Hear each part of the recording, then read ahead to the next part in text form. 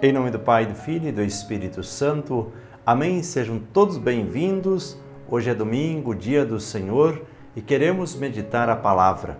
8º domingo do tempo comum. Já estamos nos aproximando de um novo tempo da nossa igreja. Logo em seguida vamos iniciar o tempo da Quaresma, a preparação já para a Páscoa. Então vamos viver bem cada instante, cada momento, para que seja cada dia uma preparação. Que o nosso coração se volte para o Senhor e que nós possamos aprender com a palavra. Essa transformação do interior, das realidades que fazem parte dos nossos sentimentos, para que a gente possa viver bem no restante da semana, no restante dos dias, e que nós possamos olhar para as pessoas como irmãos e não como adversários, não como concorrentes, mas irmãos que caminham em direção da salvação, em direção de nosso Senhor Jesus Cristo. E é assim que eu quero que você viva esse domingo, como irmãos e irmãs, sendo orientados pela palavra de Deus. Vamos juntos? Convido você a pegar também a sua Bíblia.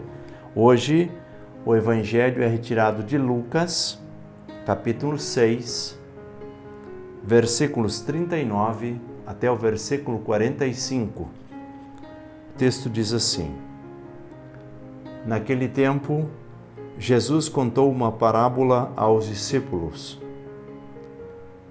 Pode um cego guiar outro cego? Não cairão os dois num buraco? Um discípulo não é maior do que o mestre. Todo discípulo bem informado será como o mestre. Por que vês tu o cisco no olho do teu irmão e não percebes a trave que há no teu próprio olho? Como podes dizer ao teu irmão: Irmão, deixa-me tirar o cisco do teu olho quando tu não vês a trave do teu próprio olho? Hipócrita, tira primeiro a trave do teu olho e então poderás enxergar bem para tirar o cisco do olho do teu irmão. Não existe árvore boa que dê frutos ruins, nem árvore ruim que dê frutos bons. Toda árvore é reconhecida pelos seus frutos.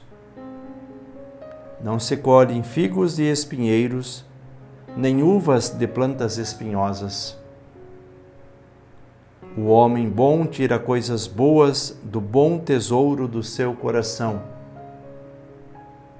mas o homem mau tira coisas más do seu mau tesouro, pois sua boca fala do que o coração está cheio. Palavra da salvação. Glória a vós, Senhor. Meus irmãos e minhas irmãs, inicio a reflexão de hoje com esta última frase do Evangelho. A boca fala do que o coração está cheio. Poderíamos colocar como pano de fundo da nossa reflexão. Porque tudo aquilo que nós fazemos é um reflexo daquilo que nós sentimos. E aí as pessoas muitas vezes se surpreendem uma com as outras, dizendo: nossa, mas aquela pessoa era dessa forma e acabou se revoltando tanto. Na verdade, aquela pessoa era sempre revoltada e estava vivendo como que um personagem. Nada melhor do que o tempo para conhecer as pessoas, não é mesmo? E aí nós nos surpreendemos muitas vezes positivamente e outras vezes negativamente. Às vezes nós fazemos pré-julgamentos sobre os outros, pensando que elas não são tão boas, e de repente essas pessoas nos surpreendem positivamente, e aí até nós ficamos, assim, pouco estranhos, porque a gente pensava que era de uma forma e essa pessoa é muito melhor do que a gente imaginava. Assim também o contrário. colocamos, gastamos todas as nossas fichas com aquelas pessoas e de repente elas nos surpreendem negativamente. Nossa, pensei que essa pessoa fosse tão boa, mas agora me decepcionei. É um pouco sobre isso que nos fala a palavra de Deus. Mas onde está a raiz de tudo? Primeiramente, nós precisamos olhar para o nosso jeito de ser e de viver. Quais os critérios que eu uso para analisar alguém? O que me leva a fazer um julgamento? E aí, esse voltar-se para si vai nos dar uma direção para uma mudança de vida, para uma necessidade de conversão ou para uma permanência nas coisas certas.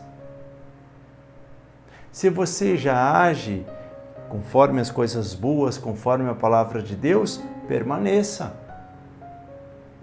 Se você consegue olhar para todas as pessoas como irmãos, permaneça assim. Agora, se você tem dificuldades, faz julgamentos, tem preconceitos, então é tempo de nós rever os nossos conceitos, aquilo que nós temos como valores e buscar a conversão. Por isso Jesus diz, como um cego vai guiar outro cego? Não tem como, os dois vão cair num buraco. Agora, uma pessoa que vê com clareza a luz que é Jesus, pode levar a outra pessoa que vive na escuridão. E aí sim vai conseguir conduzir.